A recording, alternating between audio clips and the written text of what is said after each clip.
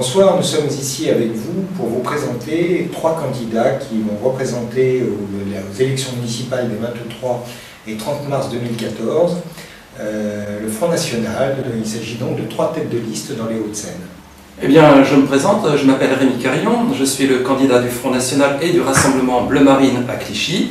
Je suis aussi le secrétaire départemental du Front National dans les Hauts-de-Seine depuis 2017.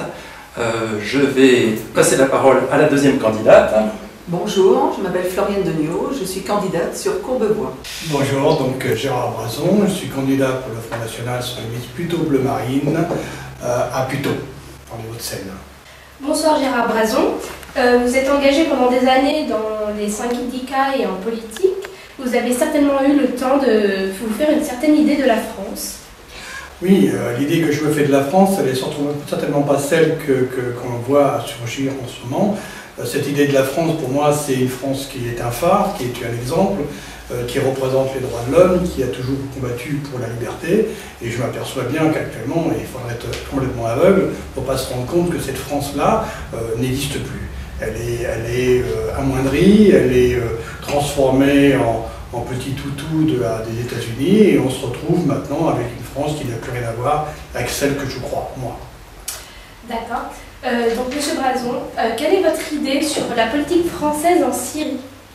Même chose, c'est la suite logique de cette certaine idée de la France que se font les socialistes et ceux qui se prétendent gaullistes, puisqu'en fait elle est transformée en petits mercenaires des États-Unis au service de l'Arabie Saoudite et du Qatar. On est bien loin de l'idée qu'on se fait de la France, qu'on a connue nous, et surtout de l'idée que nos grands-pères et nos pères pouvaient avoir de cette France.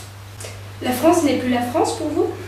La France d'aujourd'hui n'est plus ma France et n'est plus celle de nos ancêtres, puisqu'elle est soumise à des dictats européens, dictats des États-Unis, dictats des marchés financiers, le dictat de l'Europe, telle qu'elle est construite actuellement, une Europe liberticide, une France qui se transforme peu à peu en province, une France qui n'aura bientôt plus de pouvoir, ou déjà elle n'a plus de pouvoir en termes de budget, elle n'a déjà plus de pouvoir en termes de décision, puisque la Cour européenne décide pour elle, et là, dernièrement, son budget va être mis sous contrôle de la Commission européenne. Donc effectivement, c'est plus la France que moi je défends. Floriane, vous êtes donc candidate à Courbevoie et j'ai entendu certains habitants de cette ville se plaindre de ce qu'il y avait pas mal de femmes qui étaient totalement voilées, qui circulaient sur la voie publique et qui n'étaient jamais verbalisées. Est-ce que vous pouvez nous donner des informations là-dessus? Jamais verbalisé, ça je n'en sais rien. En tout cas, moi, j'ai pu voir un cas concret d'une femme totalement voilée à côté de moi. J'ai appelé la police nationale qui n'a pas voulu intervenir.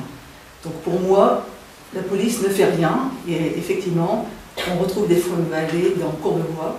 J'en ai croisé une même avant-hier à la Défense aux 4 temps, donc elle se promène sans problème. Mais Floriane, il y a bien, à Courbevoie, on applique bien la loi de la République, Courbevoie fait partie de la France, et il y a bien une loi qui interdit de se dissimuler totalement sous un tissu, et cette loi n'est donc pas appliquée à Courbevoie? Oui, tout à fait. La loi prévoit une amende, elle est de 150 €, ou alors un stage de citoyenneté. Bonsoir Rémi Carillon, vous êtes le candidat pour Clichy pour le Front National. Vous aussi, vous avez rédigé un tract comme quoi la mairie finance une mosquée. Pourquoi ce tract? Ah bien, parce que les faits sont là. La commune de Clichy a investi d'abord 1 million d'euros pour préempter un hangar de 500 mètres carrés, puis a financé à hauteur de 2 millions d'euros, donc on est déjà à 3 millions d'euros, l'aménagement de cet hangar en une mosquée. Ce sont bien sûr les contribuables clichois qui ont payé, et les associations qui s'occupent du culte d'une part et de la culture musulmane d'autre part ne payent qu'un loyer de 3 000 € mensuel pour 500 mètres carrés, et se sont engagés à racheter le sol et la mosquée en 4 ans. Et le budget prévu par l'une de ces deux associations est de 600 000 € par an. En 4 ans, ça fait 2 400 000. Vous voyez bien qu'on n'atteint pas les 3 millions. Donc la municipalité socialiste s'est offert le plaisir d'aller contre la loi de 1905 de séparation de l'Église et de l'État. Je crois qu'il faut bien comprendre ce que c'est que la laïcité en France. C'est qu'on ne favorise aucune religion. Toutes les religions ont droit de vivre, mais les politiciens n'ont pas à en favoriser une. Et là, c'est typiquement le cas. Ils ont favorisé l'islam à Clichy. Voilà la raison de ce tract. Bonsoir Gérard Boison, vous êtes donc vous-même le candidat du Front National à Puteaux. Que pouvez-vous nous dire de cette ville qui est gérée par un maire qui porte ce nom emblématique de Secaldi-Reynaud? Emblématique, oui, puisque c'est une famille, la famille Secaldi-Reynaud, qui est au pouvoir sur la ville de Puteaux depuis 45 ans. C'est pas une mince affaire, c'est d'abord le père, en 69, puis la fille, et probablement on aura droit au fils. C'est une numismatisme, ni plus ni moins, et effectivement, on est toujours dans cette affaire-là. Il faudra bien qu'à un moment donné ou un autre, les Putéoliens comprennent qu'on sorte de cette monarchie. Quant à la politique de la ville qui est menée, elle est menée effectivement, on avait hérité d'un maire socialiste qui avait mis Puteaux en jachère. On se retrouve maintenant avec un maire qui est en train de transformer la ville au point où plus personne ne pourra y habiter puisque ça va devenir extrêmement très cher. Donc effectivement, là, on ne peut pas vraiment être satisfait de la politique de la ville. Alors justement, Gérard Boison, vous parlez du coût de la vie pour les habitants de Puteaux, et j'ai effectivement moi-même entendu parler du coût de la politique culturelle dans cette commune. Est-ce que vous avez des éléments à nous donner? Des éléments, oui, puisque la Puteaux, ce sont les palais de Puteaux, puisqu'on a un palais de la culture, on a un palais des sports, on a une médiathèque, on a maintenant bientôt un conservatoire qui a été inauguré il y a peu, un conservatoire qui nous a coûté quand même 70 millions d'euros. Quand on songe qu'il y a dans les HLM de la ville de Puteaux des gens qui vivent à peine avec 300 à 900 euros par mois, on peut s'apercevoir que entre les constructions dithyrambiques, l'architecture qui n'est pas une grande merveille, mais les coûts faramineux, puisqu'on aura une gestion qui va toujours déficitaire en fin d'année, donc on s'aperçoit qu'effectivement la politique culturelle elle est plutôt dépensière. Je vous entends bien et vous avez utilisé à plusieurs reprises le terme de palais. C'est donc à peine une ironie.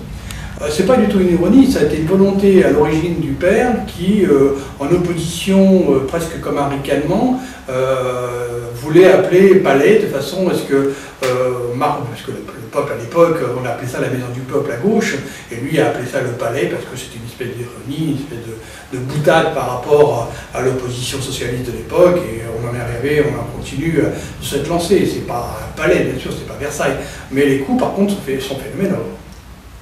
Bonsoir Floriane Degnon. Et Courbevoie est-elle également une ville endettée? Oui, Courbevoie est endettée maintenant de 70 millions. Donc ça c'était fin 2012, donc ça avait déjà un petit peu augmenté. Cette dette, elle avait réussi à être à peu près stable, mais elle a grimpé de 20 millions en un an, alors qu'elle avait été stable pendant des années. Et puis maintenant, ça fait un endettement par personne, donc par courbevoisien, de 800 €. Cette dette a été quand même multipliée en 13 ans par 6,7, donc c'est pas négligeable du tout. Pour une famille de courbevoisins de 4 personnes, ça fait déjà plus de 3 000 € à payer en plus des impôts locaux. Ça fait lourd dans le budget d'une famille. Et comment pouvez-vous expliquer ce bond de la dette? Plein de projets qui arrivent juste à échéance maintenant et qui sont réalisés en 2013, et donc qui coûtent cher et qui ont fait grimper cette dette.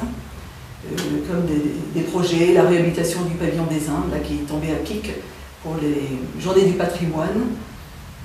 Voilà, ça y contribue. Comment peut-on réduire cette dette? Il faudrait cesser de s'endetter, il faudrait favoriser plutôt l'autofinancement et étaler les dettes dans le temps, ce qui serait raisonnable. Rémi Carillon, bonsoir. Donc, vous vous présentez comme candidate de liste municipale à Clichy. Vous avez distribué un tract qui marque votre opposition au mariage homosexuel. Imaginons ce qu'on doit tous souhaiter, que vous soyez élu maire et que vous ayez ensuite 2 administrés qui se présentent à vous, du même sexe, pour convoler dans cette belle mairie de Clichy. Il est clair que je ne suis pas le seul à avoir marqué mon opposition au mariage homosexuel. Ce sont des millions de Français qui l'ont fait dans les rues. Le gouvernement a volontairement minimisé ces chiffres, mais c'est évident, moi je suis allé à toutes les manifs, il y avait effectivement beaucoup de monde.